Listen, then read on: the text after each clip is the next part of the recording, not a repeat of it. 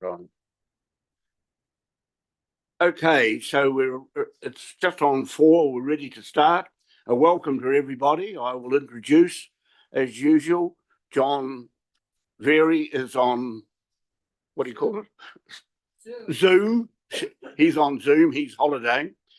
Sean, Bob.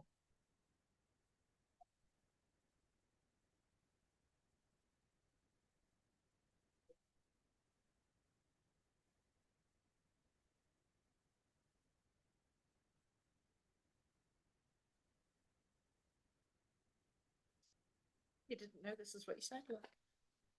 Or did this just play back or something? Far too complicated for me. Okay, so I introduce Sean, Bob Mugford, Calvin, myself, Sharon, our chief executive, Therese, and Charlotte. So welcome to you all. Oh, and Phil, thank you. I thought you were going to be a wee bit later, Phil, but look, I do welcome you all.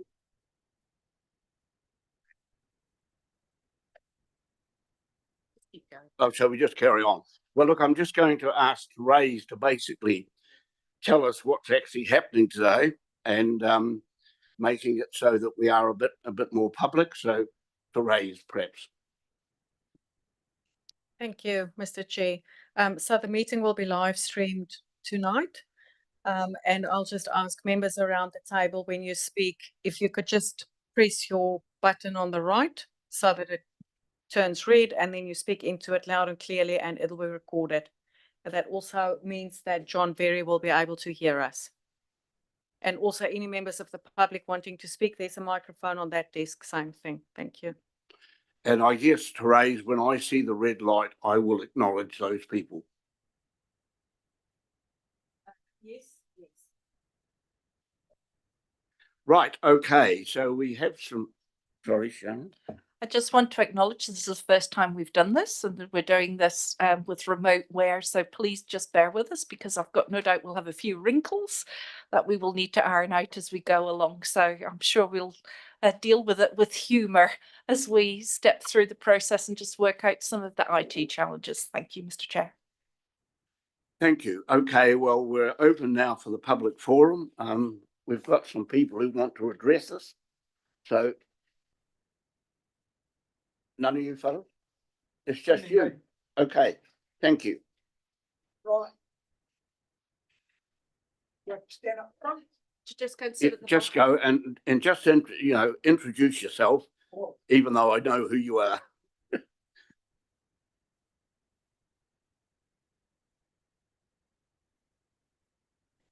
Good afternoon. Peter Snook from Hororata. Just like to say that, rule of thumb, happy with what the council's been doing, what Cord's been doing. Good response to snaps and solves. I have a few issues in myself. I see that all you good people are paid through my rates. And as such, I feel that your subbies are letting us down. These photographs here prove it. You have GM Drainage coming along. 6 months ago, they dug up all the Toby boxes, 1,100, over 1,100 of them, and they put in 2 backflow non-return valves in the lines, put it all back together, and they come back about 4, 6, 8 weeks ago, took the whole lot out, replaced everything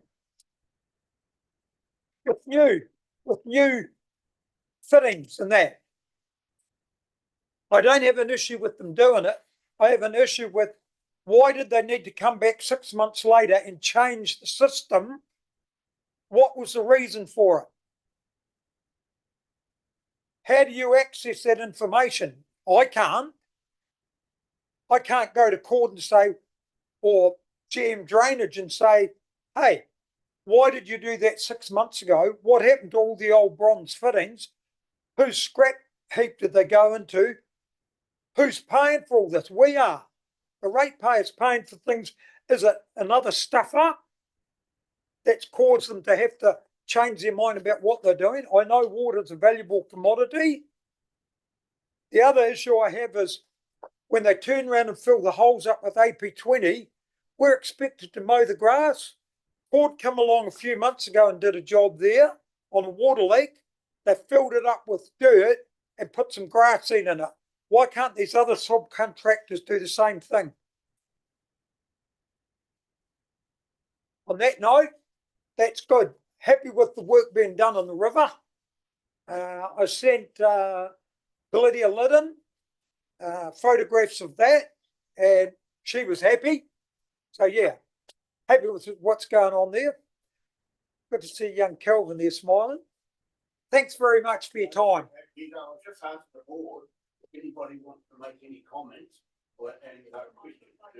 Oh, I forgot about I just see no one's answerable. that. No, look, I'll just ask the board whether anybody wants to make any comments on the things that you've brought up. Yeah. So I'll just give the opportunity. John? Yes, Mr. Chair. I'd like to move a motion that the council provide a We can't hear you, John. I thought it was my hearing aids. Oh, Can you hear me now? just a minute, John, while we get it fixed up. No worries. Yes, Mr. Chair. I'd like to move the motion. Testing 1, 2, 3.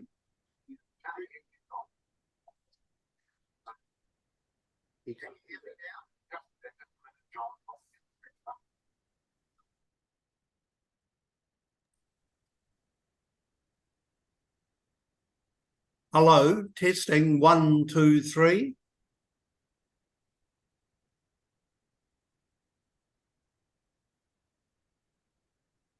Hands up if you can hear me, Bruce. Yes, John, we can hear you. Just so you know, you are appearing to be on repeat. So just we're getting an echo. Sorry, it's probably due to the premises here. They're a bit not the best acoustics. No, we can hear you perfectly now.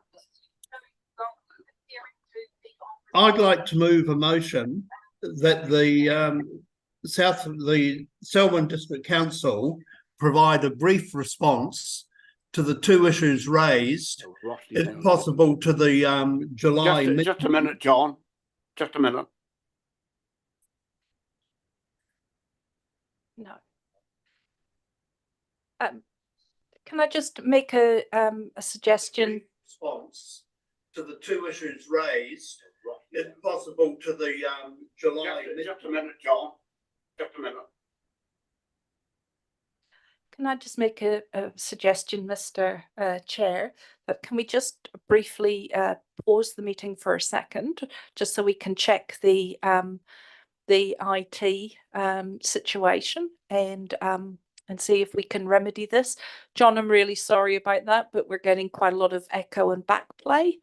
If you put yourself on mute, if you're not already done so, that would be good. And perhaps if the chairman will allow me, I can actually provide some response to Peter. Yep. As long as John can hear you. Can you hear me, John? Yes, Yeah. he's right. Yeah. Peter, thank you very much for what you have raised. That is very much around operational business. Yeah. And so the correct person for you to talk to is to me. Okay. And I've given you my phone number and welcomed you to give me a call. I shall go and make some inquiries around the programme of work. Because I think that's what you're asking, is the timing around the programme of work. And I'll give you some feedback, and then I will feed back to the Malvern Community Board members at the next meeting with regards to information about the programme of work and the timing. Yes. I mean, at one stage there, a few days after they'd done this last thing, put the shingle back around the Toby boxes, I saw one of their contractors, one of their fellows in their trucks at the cafe. So I said to him, what's the story? I said, you're going to come back, put some dirt in there and some grass seed? He couldn't answer me. And then I thought, I was wrong to even ask him. He was only a worker, and that was me getting out of control, and I shouldn't have. It needs to come from, or somebody needs to be, not necessarily accountable, but they dug them up 6 months ago and took out put non-return valves in there, and now they've come back and changed the system again. I think, why are they doing it? It's something- Sharon will answer. Well, you've got the perfect person sitting in front of you, Peter. It's my responsibility. So you and I will have a conversation. Thank you very much for your help. Thank you, Peter. Thank you. Now we better get are we for? this on. We want to open this. We can go again. Yes, Mr. Chair, I'm more than Righto, John. Have another go. Thanks, Mr. Chair. I'm more than satisfied with the Chief Executive's response. Thank you. So at this stage, there's no motion forthcoming. That's fine. Thank you, John. Thank you.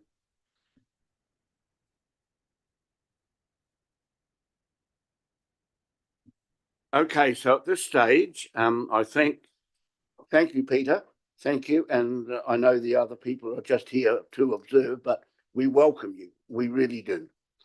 So we'll now move to the agenda.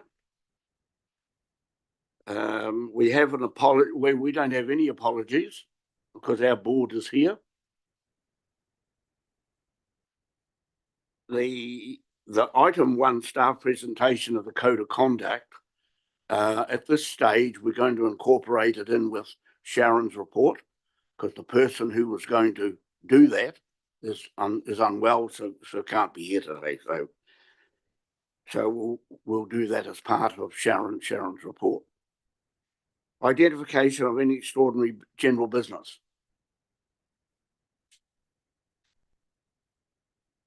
Conflicts of interest.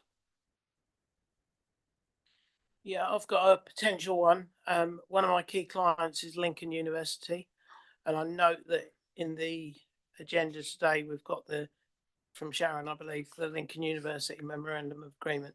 So I don't believe it's a conflict, but I just want to bring that forward just in case. Thank you. Thank you, Kelvin. I don't believe you've got a conflict, but thank you for notifying us on that. The confirmation of the business of the minutes. It is before you. Have we got a mover and seconder? I'll move to the action, correct. Thank you, Phil. Seconder? I will second. John, thank you. They are open for discussion. Any discussion on them? In the Sian? Thank you, Mr. Chair. In the public forum section on page 5, it was noted that I made comment on the representation review, but Mr. Chair, I don't believe that my comment is accurate in the minutes. So if I may just reiterate what my comment was, it was in regards specifically to the registration process via electronic submission. We as a board raised this in the April meeting. We were advised that it was a necessary part of the process to identify Malvern residents. Between that date and the closing of the consultation process for the representation review, the registration process was removed. And that was what I was commenting on in the previous meeting. Thank you. Okay, that has been noted. Thank you. If there's nothing else. Oh, John, I'm sorry. Yeah, No I can't worries. see your red light flashing. Sorry. Oh. Sorry. I don't have a red light flashing, luckily. No. Just under conflicts of interest on the minutes at page 4, and Sian can correct me if I'm wrong, I believe it was Darfield High School's 75th Jubilee Committee. Thank you for noting that. Yes, that's correct. And then under public forum, it's Mr. Brian Donnelly. Yeah. Yes, not O'Donnelly. And I'll be guided by the chair, but just at the last sentence of that page, the chief executive said that the 200 odd signatures provided by the Malvern Community Board and the Darfield Residents Association was considered as part of the analysis, etc. Is this an appropriate place to raise that, or would you like me to hold fire and maybe have a separate discussion on the representation review, preliminary as it is, which I accept. We can do it either way, John, if you so desire. Okay, well, I suppose what I would like to just point out is that when the press release was released, it referred to 229 signatures, which were obviously, in my view, obtained electronically. And when I questioned the Selwyn District Council in relation to that, I was informed that maybe the word disingenuous came to mind. And then I noticed that in the agenda for the meeting on the 28th of June, that the analysis done by the officer was only in relation to the 229 responses received electronically, and that, as you'll see here on page 23 of this agenda in my report, the material provided by the Community Board and the Residents Association was mentioned in the report, but as additional information, and nowhere in my limited ability to comprehend did I see any analysis of those results in amongst the officer's report. And I would just like to have an understanding, as in good faith, the Community Board and the Residents Association went out to try and help to get additional constructive feedback on the preliminary consultation so that the council could be better informed. And we had asked at a meeting of the Darfield Residents Association and other associations and the Community Board for clarification on what information the Selwyn District Council required to make a feedback submission valid. And there was a slight delay in getting that information back, should we say, at this stage. So we used our best endeavours to, one, be impartial, put objective information, whereas the council had two options. Option one, no community board. Option two, no community board. Whereas a less biased form of the survey would have been, do you agree with the following ward structure? Do you think question three or option three, there should be a community board, one or more? So I would just like, if possible, to just hear a response to explain exactly the value the council has placed on the feedback that was obtained. And also I'll include the 70 signatures from Kui, which I believe were also not included in the body of the report in the analysis that the officer provided. Thank you, Mr. Chair. Thank you. Thank you, John. I'm just going to ask Sharon to make comment on these things, and then I'll make a comment later. Thank you, Mr. Chair. Thank you, John. This is probably not for me to make a comment in this forum. There is a representation review subcommittee, which has been well established for the last 12 months. It has its chair.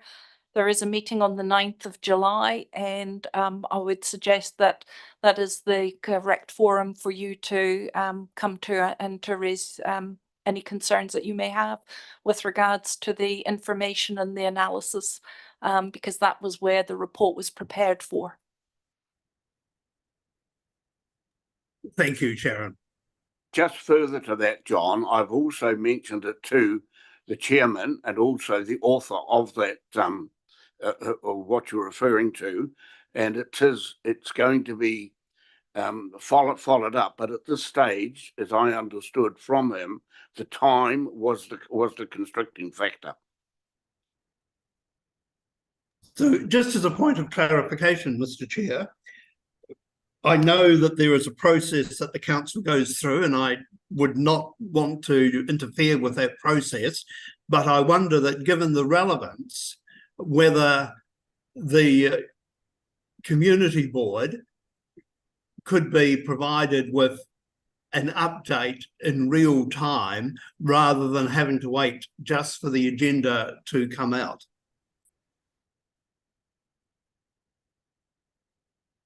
In terms of, again, there's the representation steering committee, and they do have a public forum ability, and I will relay to the team that you are likely to have some representation there. I think the chairman has indicated he has raised some of your questions with the officer and potentially the chair of that meeting. And I'm sure that you'll be able to get a response at that point at the meeting. Thank you.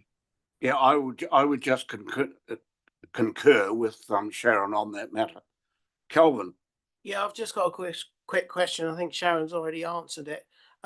Just to confirm, there is a public forum at that meeting because we've never had one before. So I'd just like to confirm we'd like a public forum, please, at that meeting. Thank you. Thank you. That's my apologies. Perhaps I've got that wrong, but I can certainly feed through that you would like to have the opportunity to speak. Right, okay, is there anything further on the minutes? I'm prepared to put the motion. If not, all in favour will please say aye. Against? Carried, thank you.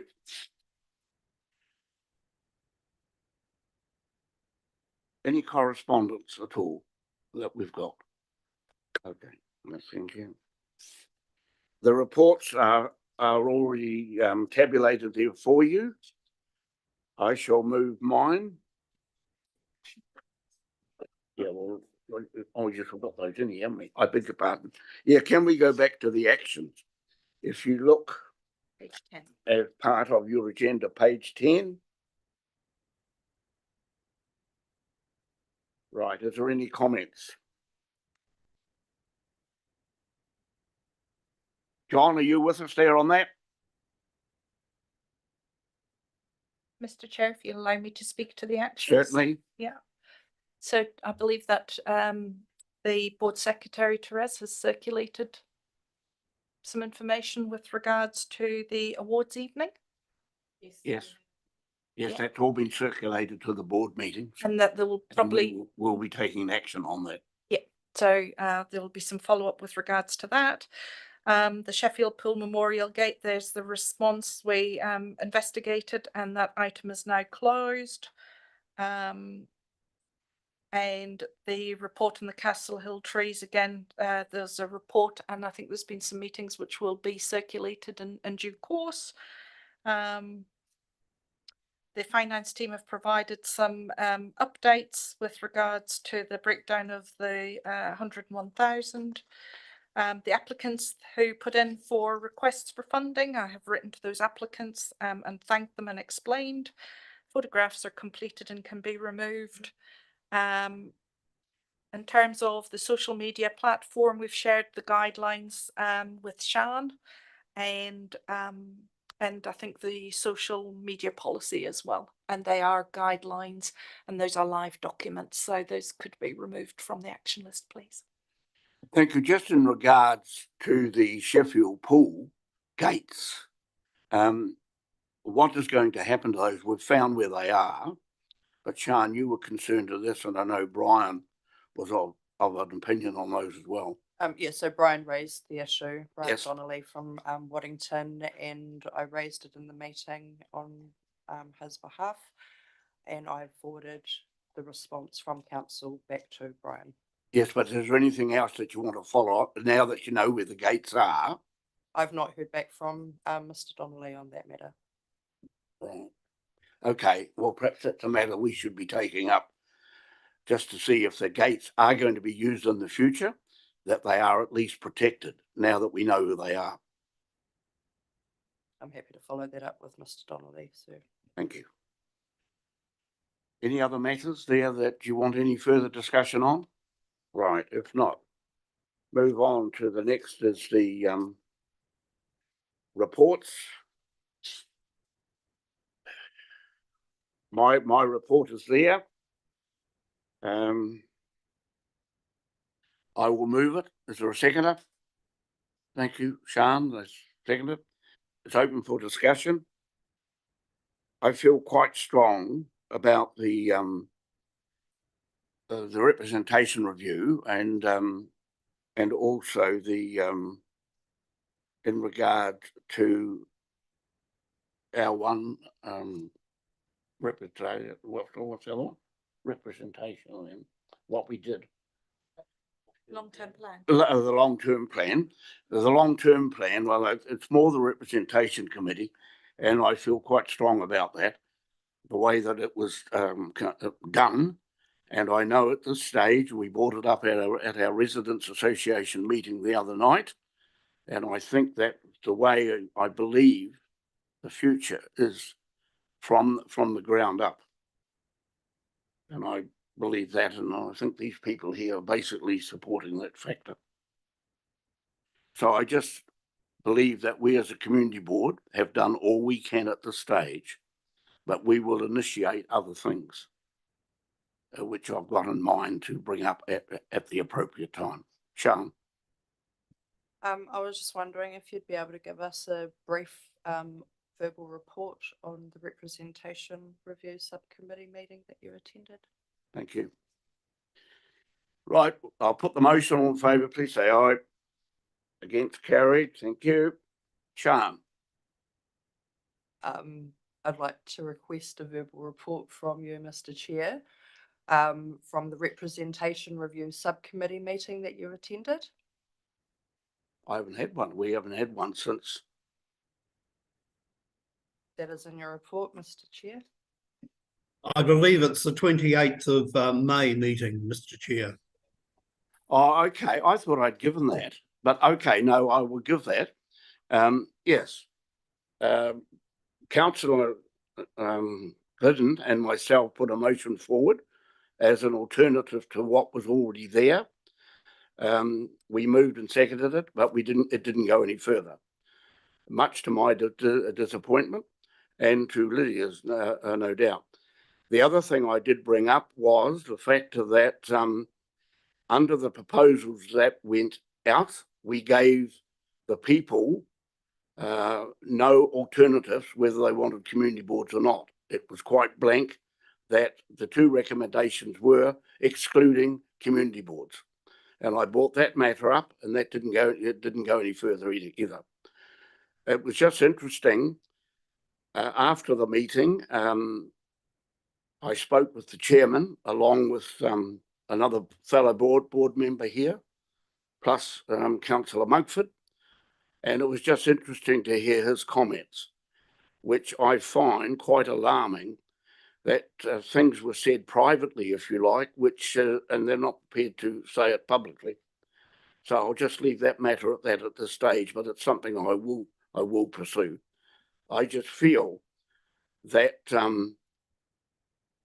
we should all have the right to voice our own opinions, and then the decisions are made in a democratic way, and that's what we have to attend to. But I don't think at this stage, I just feel that quite strongly that the community boards, in my opinion, are not getting perhaps the standing that perhaps they should have, in the fact that while we've only got one here in Malvern, the other areas perhaps have never been given the opportunity to actually have a community board or even to know what a community board can or cannot do. I know they had one in Prebbleton some years ago, and the councillor there representing that area is very much opposed. I knew the community board, the way it worked at that stage. It was just getting on its feet. I know at the Rolleston Selwyn Central, we had a community board. Again, it was not given perhaps the control that perhaps we might have liked to have. But the thing is that the support from council is absolutely vital if we want to proceed with community boards.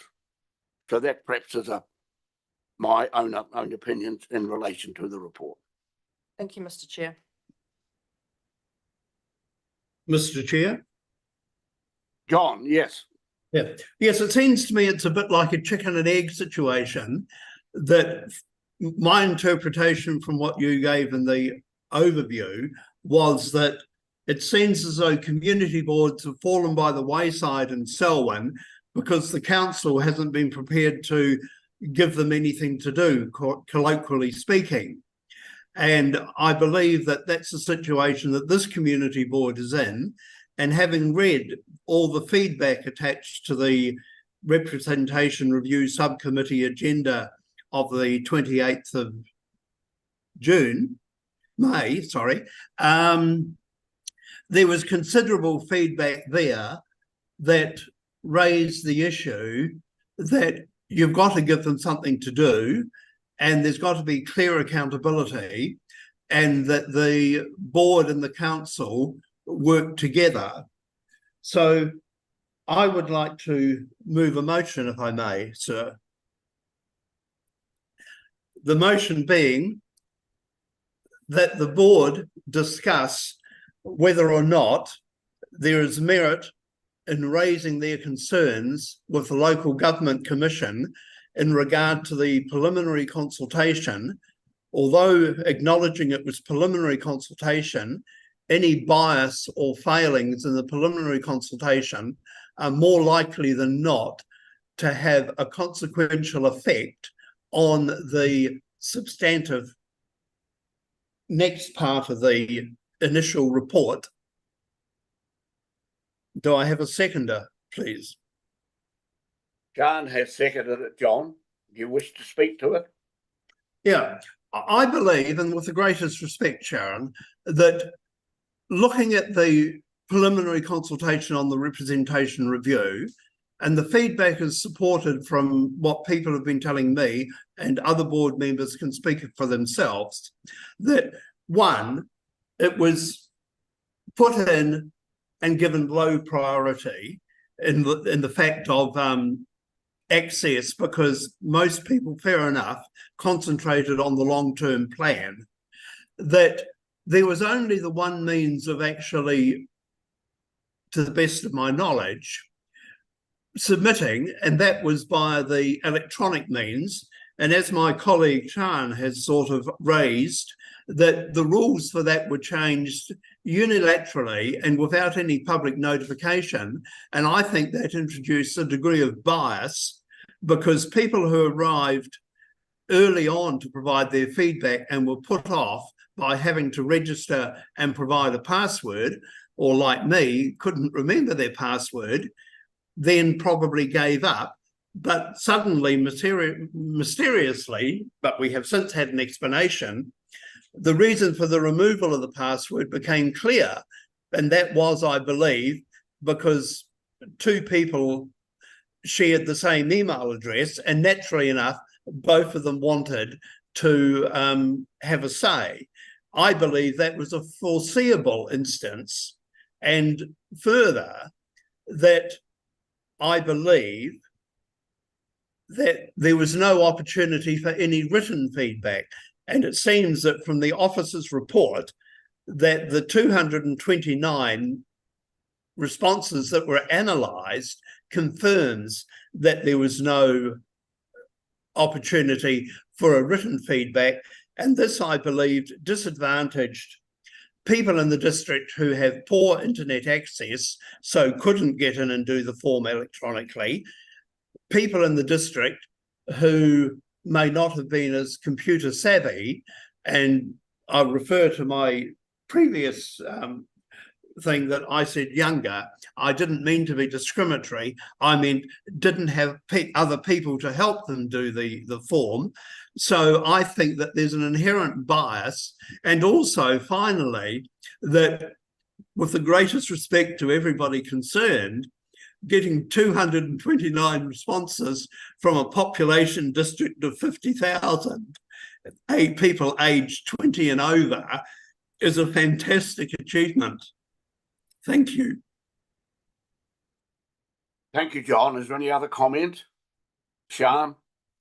Yeah, just to add to that, I did receive feedback from constituents saying that they were having issues trying to complete the representation review forms or the registration process on different platforms. So that potentially was an implication and responses. Thank you. Anybody else? If not, thank you, John. I'll put the motion. Or Sharon, did you want to make a comment? Yes, thank you, Mr. Chair, if that's okay, before you put the motion. I've circulated, or Therese on my behalf, circulated a document which outlines the next steps, which you should have all received. And as you quite rightly say, John, this is this was a preliminary piece of work. The formal consultation, we're expecting that to go to full council in July, and the proposal will be public and consulted on in August for at least 1 month, and that will be the formal submission phase, for which there'll be public submissions and hearings if required and deliberations. And then generally thereafter, the final proposal is always subject to appeal, and the council will forward any appeals or objections to the Local Government Commission. And the commissioners consider resolutions, submissions, appeals and objections before they make a determination on April 2025. And then if needs be, determination subject to High Court appeal and point of law. Yeah, look, I appreciate that, Sharon, for those comments, and I think we're all well aware of those. But I think the thing is, it just depends how much notice the council are going to take on the interim and what guidance we can give our actual people. So I think I think all the board appreciate the fact that it is only preliminary. And I think we acknowledge that. But the point of the matter is, how much notice is going to be taken of the preliminary by the individuals? And so I'm happy to support your motion, John. Sharon, do you want to make another comment? Just in response to what you said, Sharon, I can't see anything in my emails. Please, someone correct me if I'm wrong. Sorry, I didn't hear what you said, Sharon. I'm sorry, love. The information that Sharon has said that Teresa sent out, I have not seen it in my emails. It certainly has been sent, as far as I know. I certainly had a copy of it. I don't, Calvin, do you recall? Thank you. What date was it? You have, Phil. John, have you received a copy? Yes. Yes. No. So I. Oh, right. Sorry. Yes. I Yeah. did receive Okay. that, So thank you. okay. Okay. So John, if there's no further discussion, I'll put the motion. Just before you put the motion, I'd like to just have a brief comment that I believe that past performance is an excellent indicator of future performance, and I've seen no indication that there's been any change. And there was a conversation I had with the chair, and I believe the chair has had that conversation with further people, and there was no response back to that. So personally speaking, and I'm not including my colleagues in this, I just have serious concerns that there will be significant substantial change. And one indication of that is that the Representation Review Subcommittee on the 28th of May, there was no discussion, as far as I can see, or information provided in relation to the community boards, albeit that the crystal ball gazing in a very nice way did say the people of Ellesmere made no comment about having a community board. And here my logic isn't the greatest, but it seems to be a Copernican revolution to say, well, it's no wonder they made no comment about the community board, because they weren't asked in a separate question, would you like a community board, or something like, do you feel that the community board provides value? And I believe the importance of going to something like the Local Government Commission is that if we go later in the process, if I was in the local government commission, I'd say, well, why are you raising it now? Is it sour grapes? No, it's being raised now because it's a legitimate concern with well-founded evidence. Okay, thank you, John. Do you want that added on to your comments, basically, as part of your motion? Sorry, Mr. Chair. Do you want those comments added on as part of your motion? In other What? words, you've spoken twice now to your original motion. In actual fact, those last comments, I didn't necessarily have to accept them, but I do believe that your comments are relevant all the way through. So do you want that taken as a comment for your motion? Yes, please, Mr. Chair. Okay. And thank you. Okay, so you know what you're voting on now. I'll put the motion. If there's no further comments, I'll put the motion. All in favour, please say aye. Aye. Those against? Thank you. Right. I moved my report, didn't I? Yes, I've done that. Yeah, right. So we'll move on to the next report, which is Sian.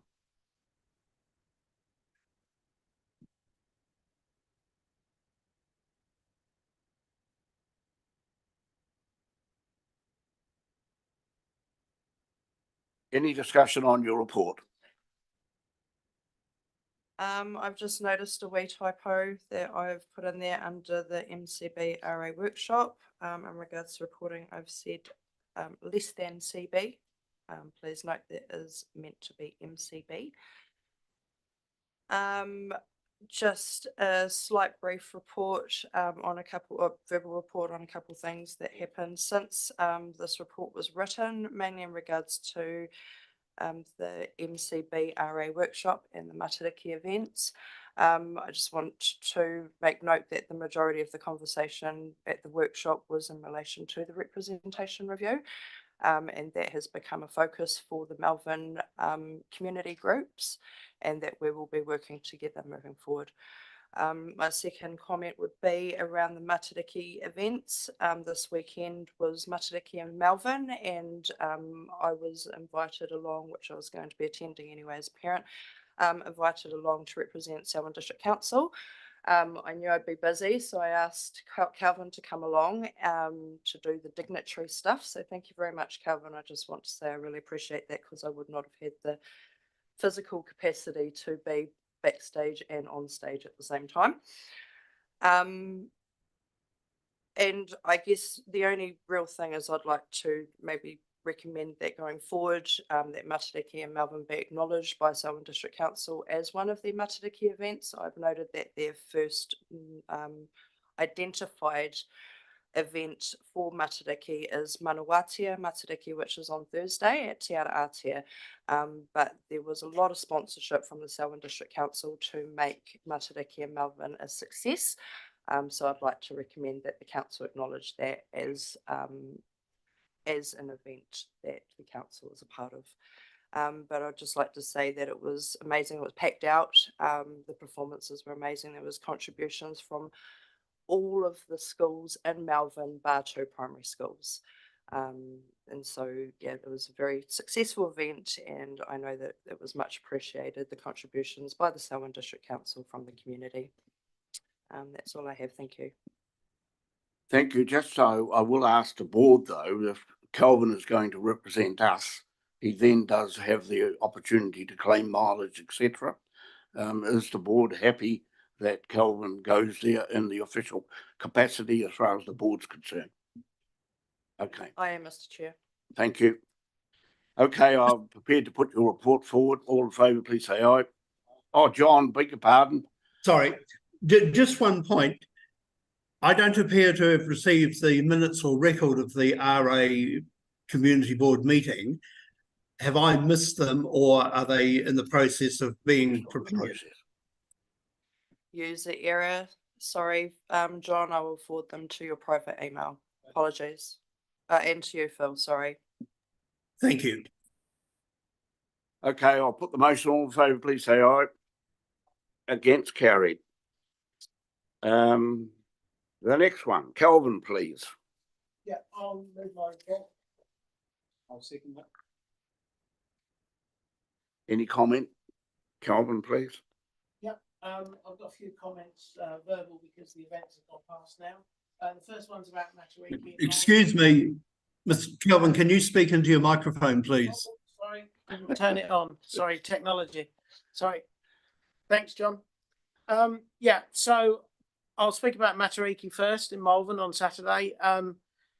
Really appreciate being invited to support Sian. She had an awful lot to do, and it was a really awesome event.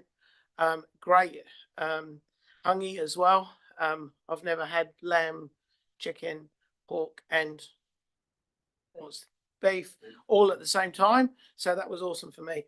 And I appreciate going up on stage and actually thanking Selwyn District Council and the Mayor's Fund for providing funding for the event. So I reinforce Sian's comments in that we should make it an ongoing event and support it in the future.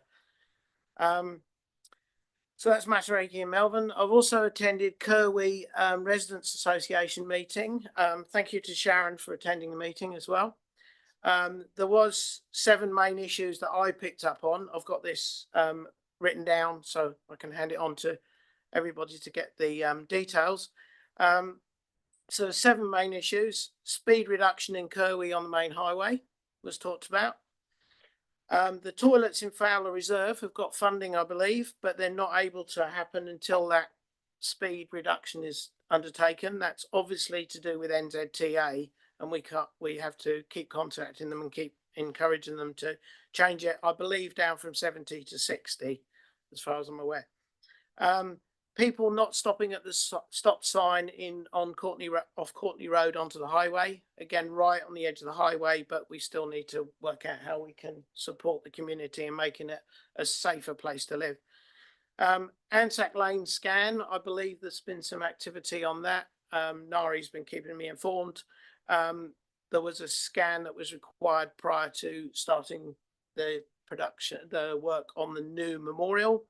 And I believe that's all has now been sorted and we're allowed to start. Is that correct? Yeah, I'm just turning to the community there and they're confirming that. So that's all good. That one's been dealt with.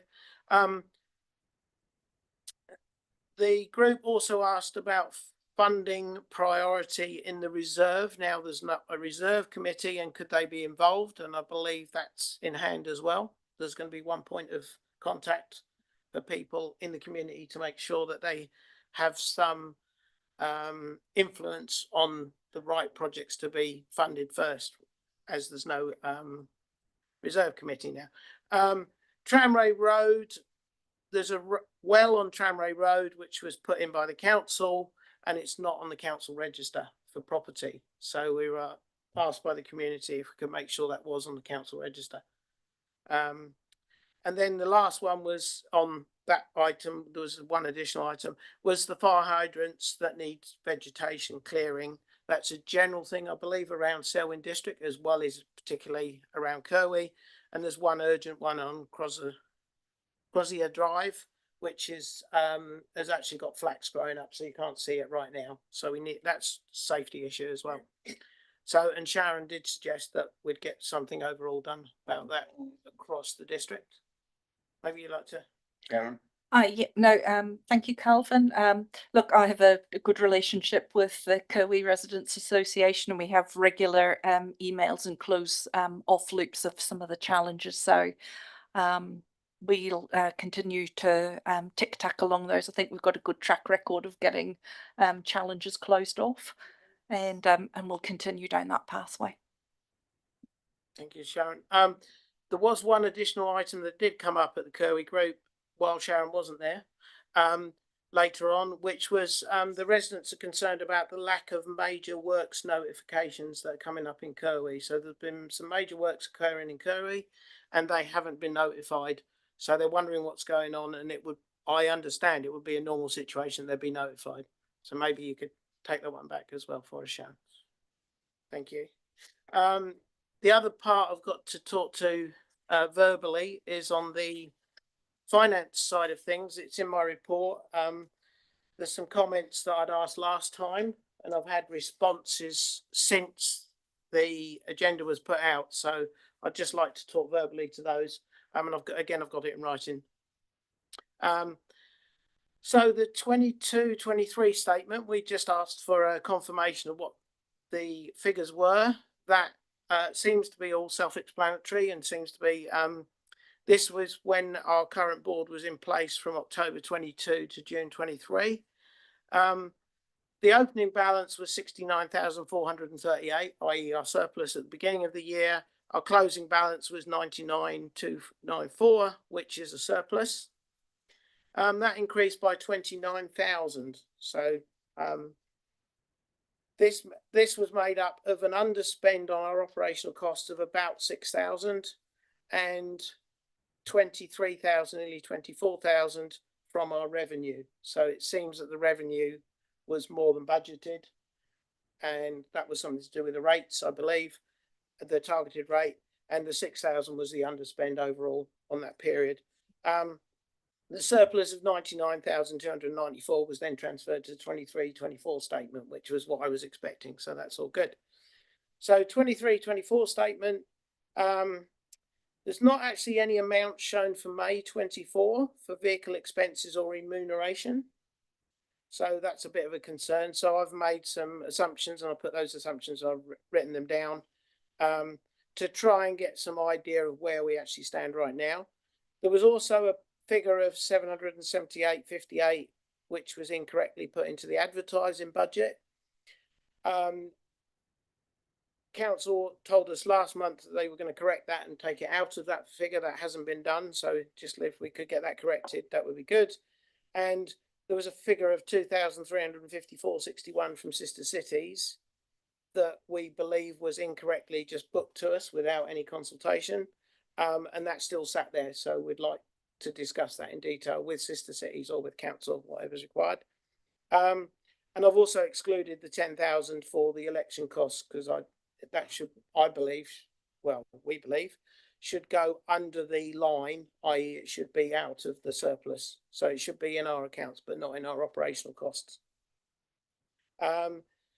So to the end of May 24, we seem to have an underspend on our operational budget of some $6,800, which is good. No, $8,600. I'm reading my own numbers wrong. So that includes a current underspend on the remuneration of 3,537, which is, I believe, something to do with when we only had 3 members. So that's something that, so that means that we've got potentially around the 5,000 mark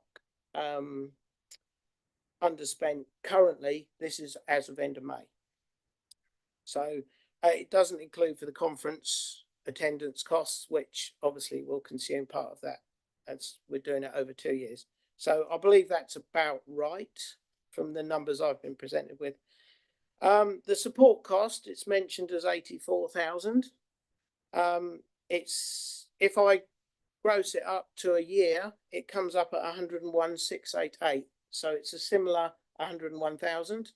And what seems to be done, it's not being allocated per month actual costs. It's just been on a 0.42% of the costs of the support staff.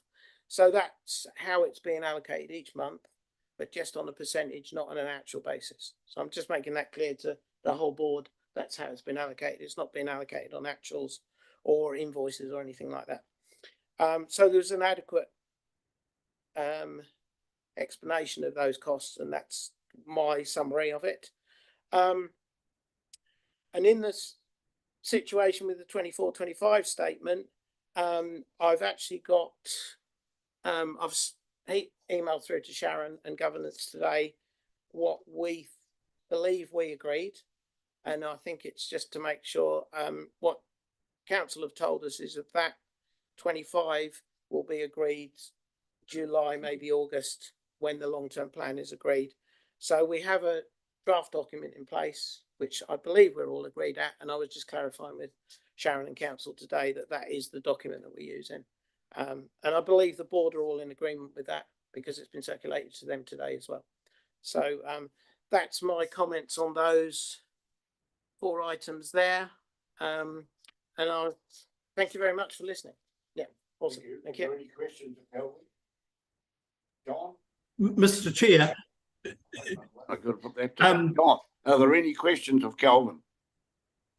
yes, I'd just like to have a look at the page 78 of the agenda, 76, that the statement of financial performance unaudited for the month ended May 2024, I presume, that just the members' remuneration, it just seems a difference of 8,000 in the year-to-date actual and the year-to-date budget, when my understanding is, which could well be wrong, that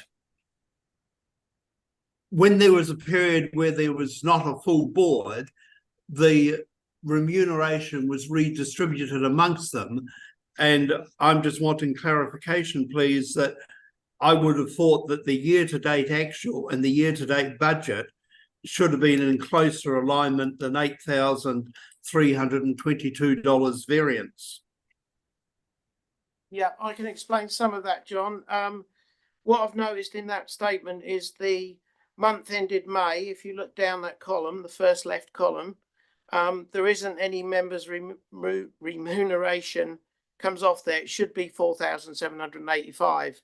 So that number's been missed off, which means that 8,000 shouldn't, it should be more like 3,000. I did just tell you 3,537.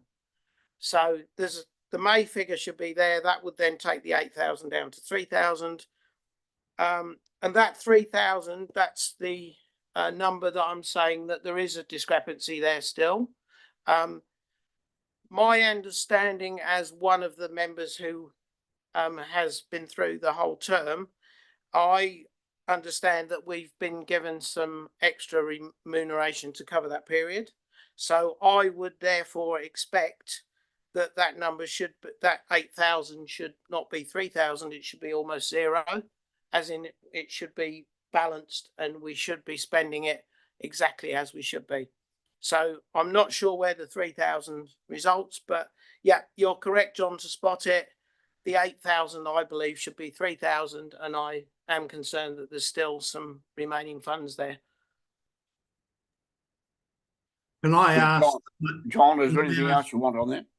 that maybe I know Kelvin has discussed this matter with me, and I concur with what he's done. Yep. But is there something further you want to raise?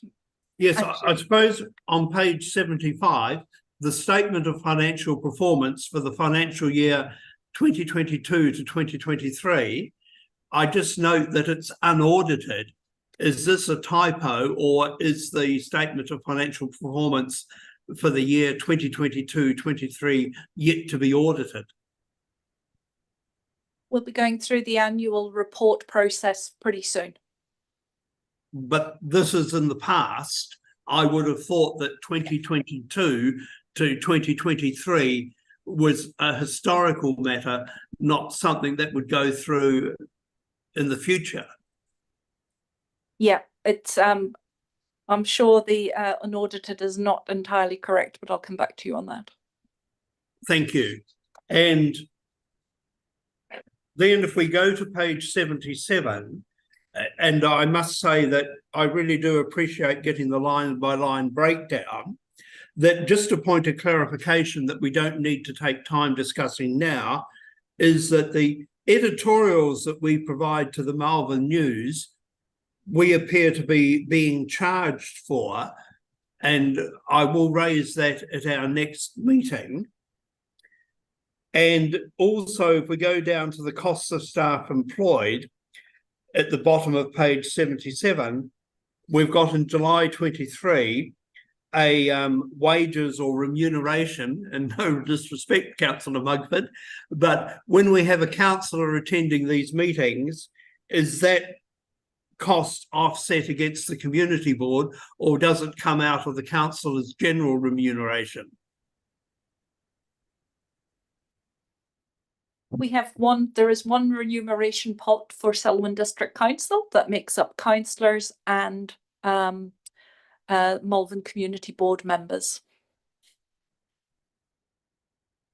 Could I just comment on that maybe?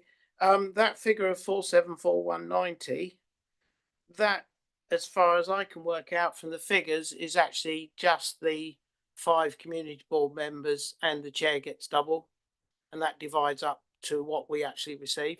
So I believe the figures that are stated there, John, you'll see they're 4747, then they drop down when we only had 3 members, then they go back up to 47.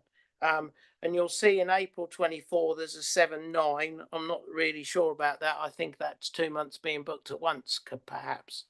But that's, yeah, I don't believe there's any councillor costs in there. I think it's just for the community board members. Yeah. Yeah, I believe that's a typo, the councillors bit. Yeah.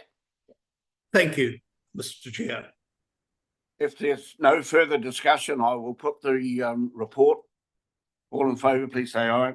Oh, sorry, Sharon. I beg your pardon. I didn't see your light on. That's okay, Mr. Chair. Thank you. With regards to the sister cities, that's that funds will be reversed out. Council said that we would pay for that cost. Thank you. Thank you, Sharon. Okay, we'll now put the motion. All in favour, please say aye. Against, carried. Move on to Phil. Your report, please. I'll move my report. Seconder for Phil's report, Sian. It's open for discussion or comment, Phil. Oh, you're right. Hey, thanks, guys. Nice to see you. Right, not too much on my, it's all pretty much standard there. I can take it as read. Just one ongoing thing we're having at the moment is regarding happening up in Coleridge. We've got a large trapping program going on both sides of the Rakaya River, and it's causing quite a concern in the village because of they are trapping cats.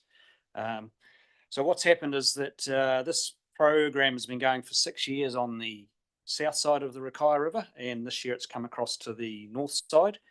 The problem being is that there's 3 different identities that are doing the poisoning, which is ECAN, DOC, and I can't think what the other one was, but it's not council. The problem is that neither of these 3 identities have informed the public that they were doing a large trapping process.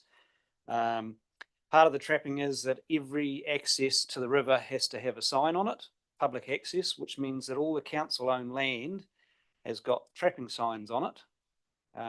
Hence, there's been a bit of a storm in a teacup because they're thinking that there's traps all through the village. There's not actually traps in the village, they're just access points to the river. But we're in the process of trying to actually get these 3 companies to actually, or identities to actually put some advertising out there that they're doing it.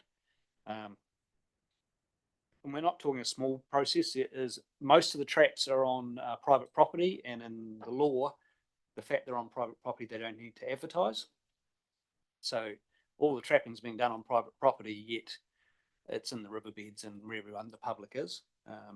So there's a bit of an issue there. But working in behind the scenes of that with, and unfortunately there's a report coming out, a CHET report, whichever, that's an organisation that collects all the data about the trapping, which comes up with, you know, Wrighton Village, 43 cats killed, things like that. And that just gets the whole community all up in arm.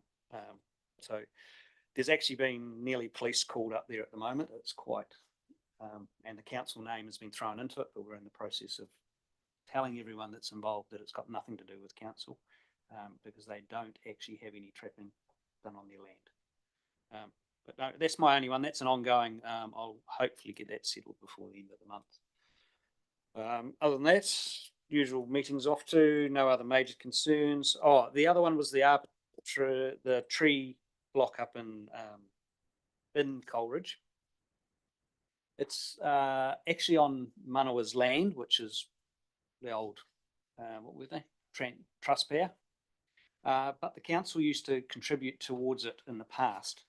The last time any money was spent in there was 2012, which was when they had their big centenary, was it? Because I know I spent 2 days in there with a chipper. Since then, it's just let go to rack and ruin. Beside the big tree, it's a very significant tree plot in New Zealand. They planted it in the 50s with just about every species of pine in the world. It was sort of a love thing for one of the guys that was there running Trustpower at the time. So it is of national significance. And next to it was a large forest block. That forest block got chopped out by Manawa, which has then opened up the tree plantation to the wind, and it's all falling over. And so there's a lot of tree damage, but no one is putting any money into repairing it. So my question is to the council to go forward is there a budget somewhere in there, because it's not in the long-term plan or anything, for those tree stuff? And I don't even know if there is actually an agreement or an MOU between the council and Trustpower. So that was just something to do a bit of research. But Aaron?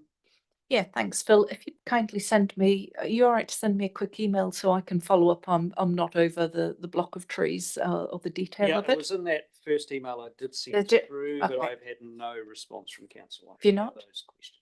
Okay, that's lovely. Thank you for that reminder. We'll follow up. Follow us up. Sure. Thank you. Sian, you wanted to make a comment? You're right. No, Mr. Chair, I'll take that offline after the meeting. Thank you. Thank you. Anybody else before I put the motion to receive Phil's report? Yeah. Bob. Yeah. Just I'm chair of Chet for up at Coleridge, and there are no traps from Chet anywhere in the village. We signpost everything we do. I've talked to Andy Spanton. They've got nothing there, as you've said. So, but it has got quite heated. Right, heated. And it seems to be growing day by day. But as I say, I think that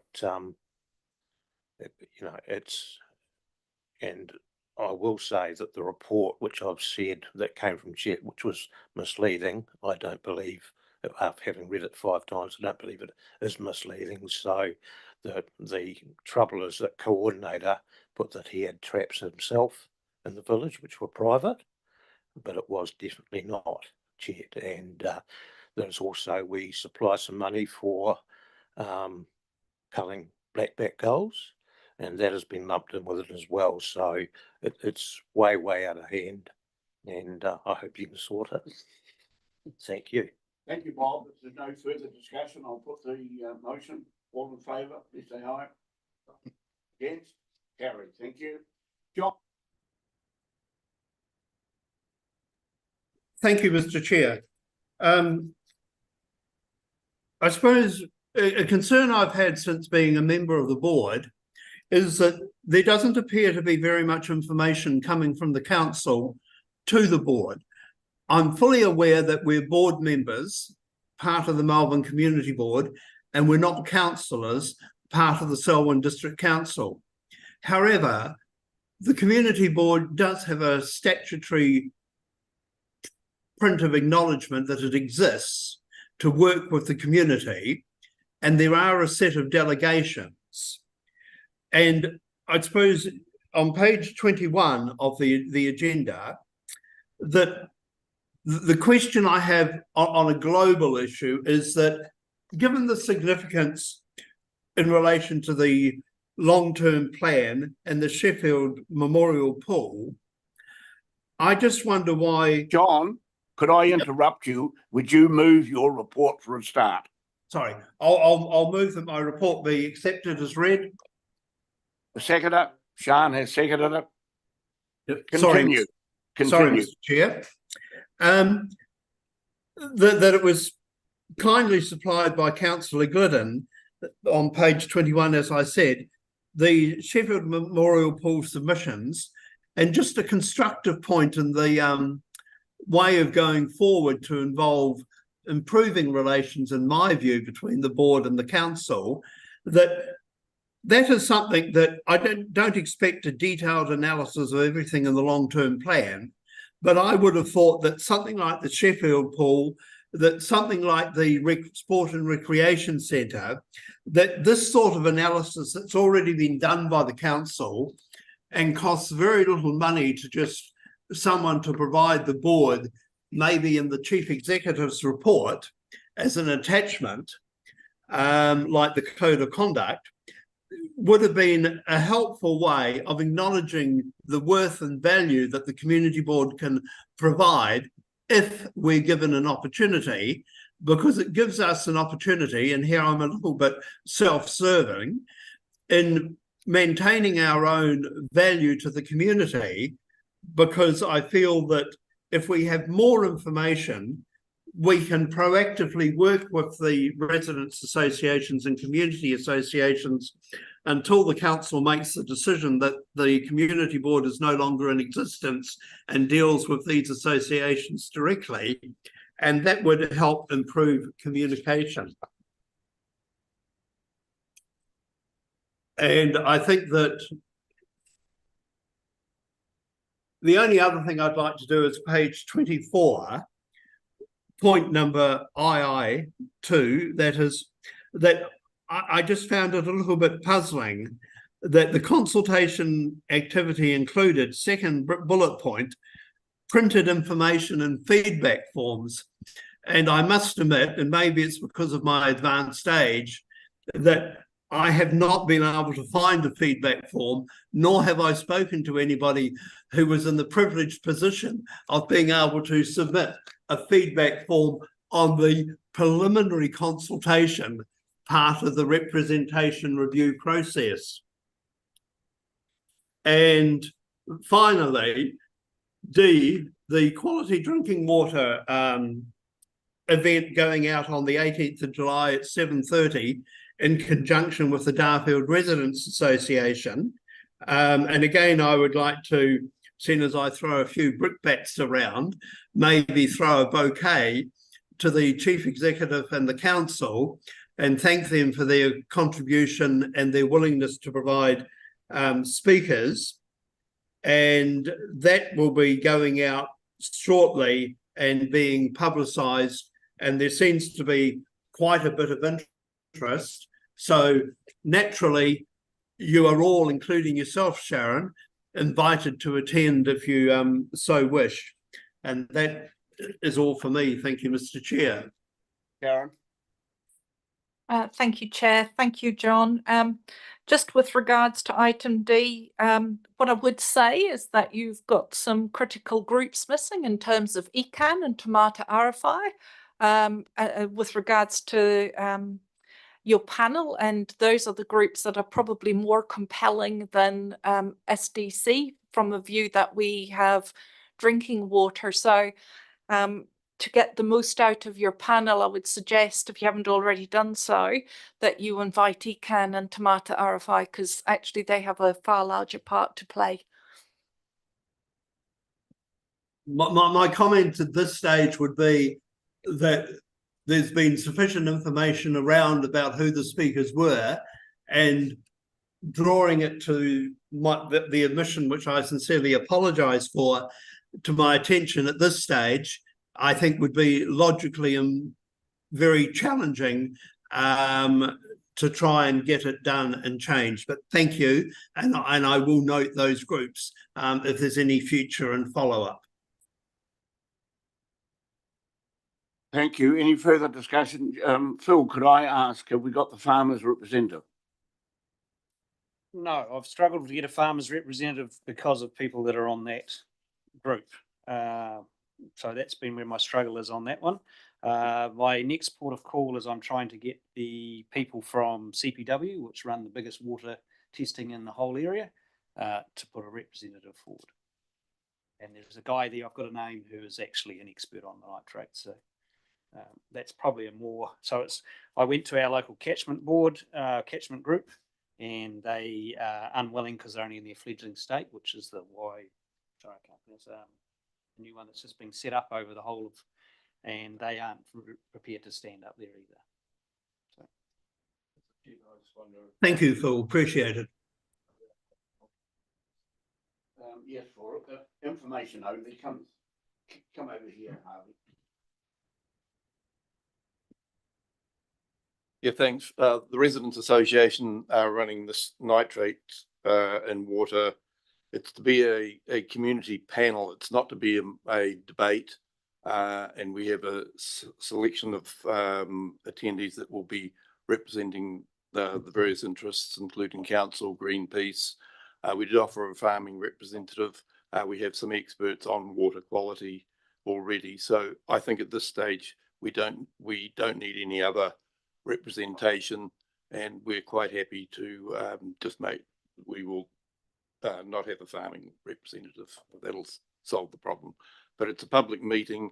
As I said, it's not a debate, and we'll be giving each of the speakers 5 minutes to present their views on nitrate and water and get the council's position, and then there'll be an opportunity for the public at the end of that to ask questions. So this is all that it's about from our point of view. Thank you, Mr. Chairman. Thank you, Harvey. Yeah, look, thank you, Harvey. I think the thing is, though, that we've got to realise that it's not being run only by us. It's being run by the Darfield Residents Association in conjunction with us to bring nitrate forward to the community. John, is there anything else you want to add after Phil made this comment? No, look, I defer to Harvey on this one as he's the senior partner. Thank you then. If there's no further discussion on this, on John's report, I will put the motion that it be accepted. All in favour, please say aye. Against? Carried. Bob. Hey, Councillor Mugford, your verbal report. thank you. Yeah. During this month, I've been the chair of Corridge Habitat Trust and the Spark Rural Travel Fund, Community Heritage Fund, and also the made chairman of the Glen Tunnel Museum. So, and I've also been to Kirwee, Sister Cities, Animal Ethics, and of course the long-term plan, which took up a huge amount of time. But last week I'm chair of the Community Service Committee for Council, and there was several reports done on the day, and John was saying about lack of information. There is a lot of information, and in that report alone, there was Anzac Day, what's happening as far as funding and all the bits that go with Anzac Day. There was alcohol licensing in our halls and things like that that are to be read. There's public liability insurance for committees, and there's also community funding. So there is a lot in those reports. So as I say, I'd like to move my report. Thank you, Bob. Is you're prepared to move your verbal report? Second up. I'll second. Thank you, John. It's open for discussion. Anything further? I'd just like to concur with Councillor Mugford that I felt that the draft of the alcohol policy was a good step forward, and I also appreciated the changes and clarity moving forward in relation to Anzac Day. And when I get back, probably at the August meeting, I think we'll start to plan so that we don't get caught out a little bit short, in my view, like we did this year, scrambling around to prepare for Anzac Day and then scrambling around to prepare for Matariki, so that we can actually plan and make sure that we have a greater coordinated constructive impact, at least through to October 2025 and hopefully further. Yes, thank you, John, for that. And I concur with that. I think that it gives us a better feeling. Kelvin? Yeah, just quick one on Anzac, particularly important because Kirwee are planning to have their first official Anzac ceremony next year. So any advance we can have on organising sooner and better would be awesome. Bear in mind, we're always at the last minute.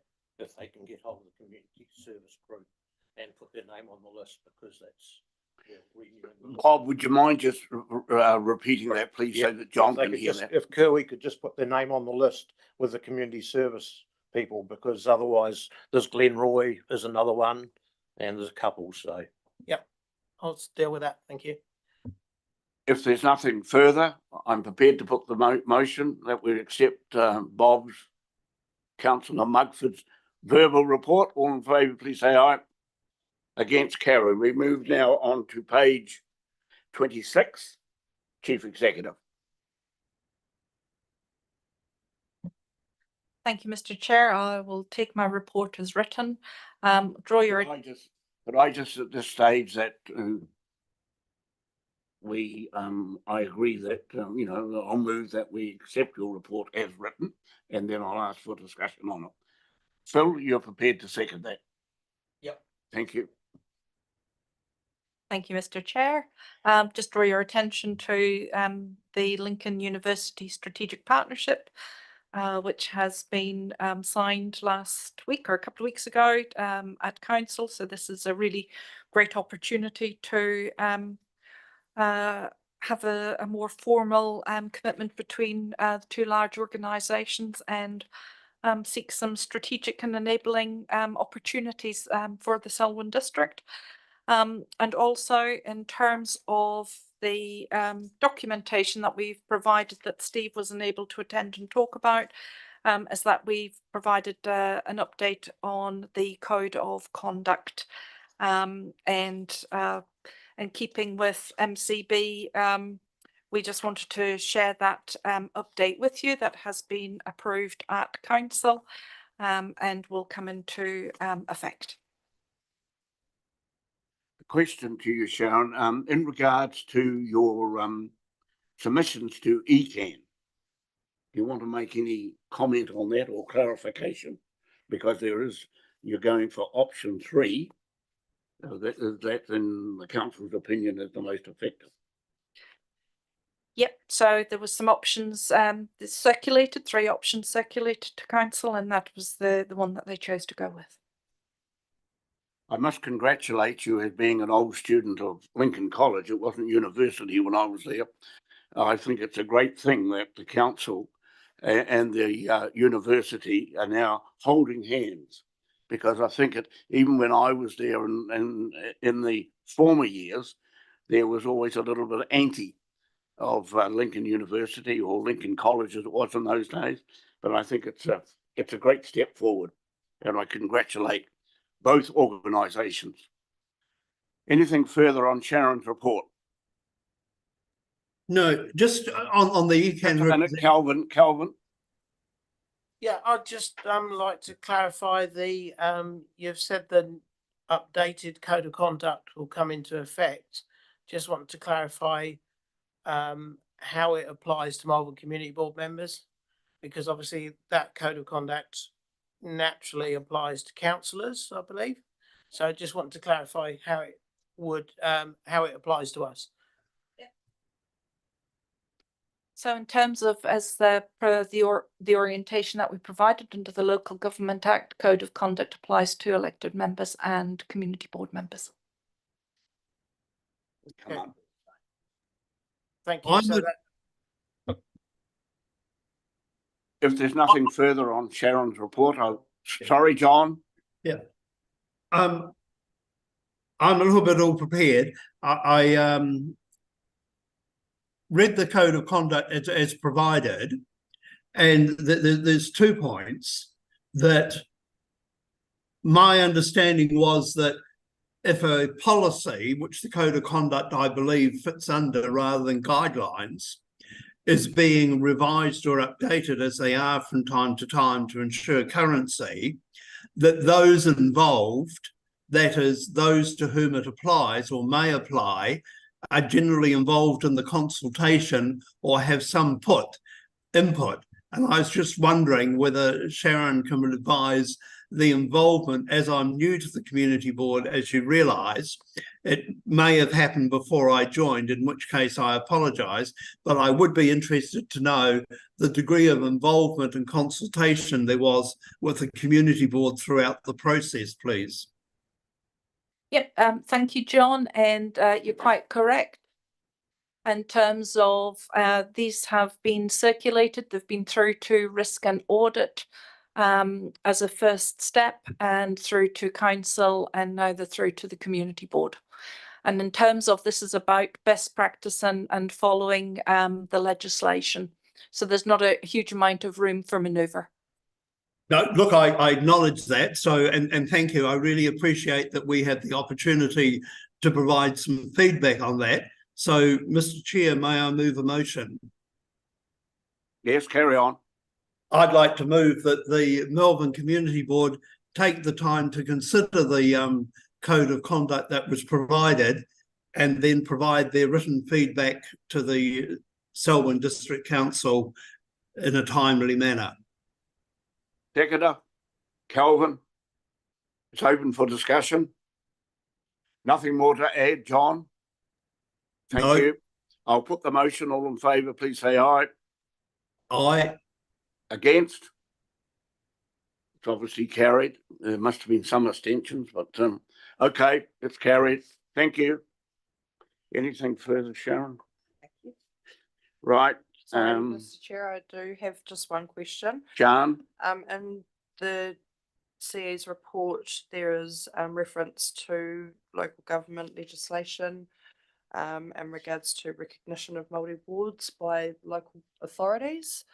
I just question, will this be brought to the table under representation review, or is this completely separate to that process?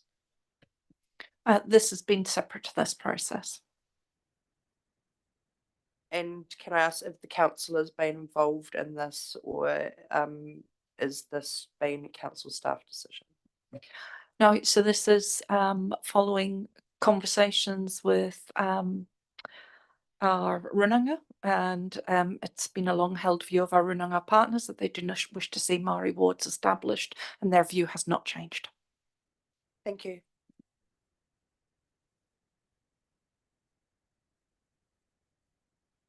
If there's no further discussion, I will put the motion. All in favour, please say aye. Aye. Against? Carried. Thank you. Can we move on to page 68, new road names? They're there before you. Is there any objection? Is there any comment? I certainly would be more than happy with the names that have come forward because they're realising previous landowners. So I think that's a great idea. I guess I have one question, Mr. Chair. The names that are suggested, were they a sequence of preferences for that one street, or are they preferred names for other streets that might pop up in the subdivision?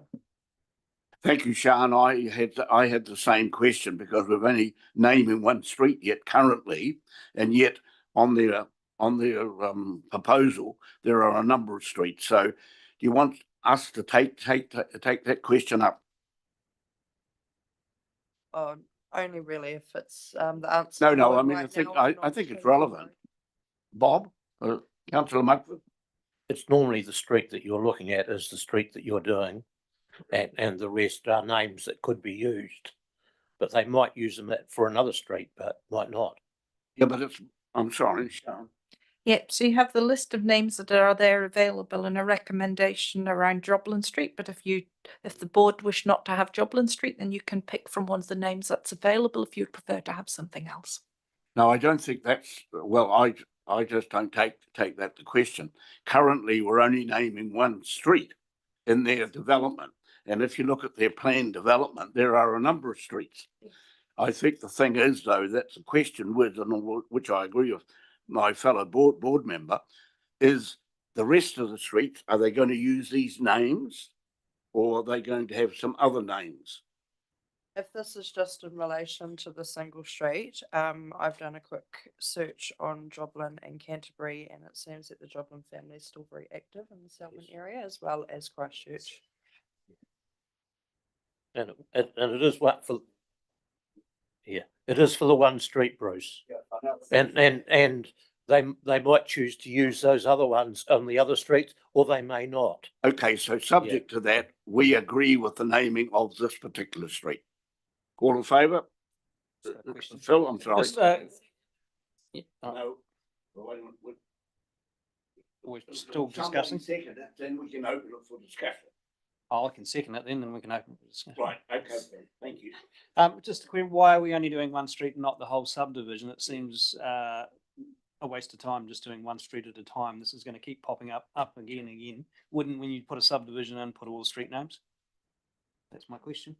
That was a question that I would ask to either our chief executive or a councillor. They usually have in the past. So this But, is, but there's, I don't think there's a necessity because the naming of the streets is fairly well on through the process and those sections might not be that far on yet, but usually they have been the whole group together. Sorry, can I add on to that question? Where is the cost? Who pays for the cost of the repetitive process for naming conventions? The developer, Developer does. the developer.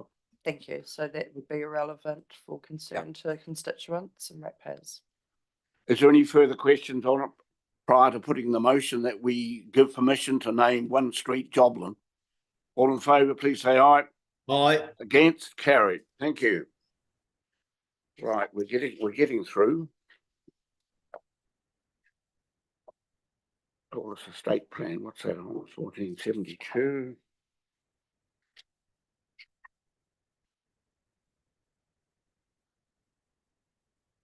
Road naming policy, we don't go all that right. Page 76.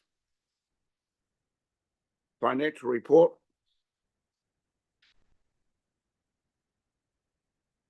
That I we've think you've accepted. already, We've I think you've already discussed it at length. Sorry, Sharon. I was just going to say, Mr. Chair, I think you've already covered that in length through Calvin's report. Yes, I'd agree with that. yes. So we've already discussed it. All in favour, please say aye. Against, Aye. carry. John? Just voting yes. Well, that concludes. Well, I think that's One that question. concludes. Sorry, One John? question, Mr. Chair, the youth representatives from Selwyn. Yeah, High School. could I interrupt you there? Now that we've got no public here, and I was going to exclude it from the agenda, the public agenda at this stage. We're still live streaming. Oh, should I be? Yeah. Okay, can I answer that question after we conclude our meeting? If there's no further business, I thank you all for your attendance and I conclude the meeting. Sorry, Mr. Chair, you've just indicated you're going to go into public excluded. So No, well, I'm not. No. you've just indicated online that you're going into a public excluded, so therefore you need to vote that you move into public excluded and then the recording will stop. Mr. Chair, may I take a liberty?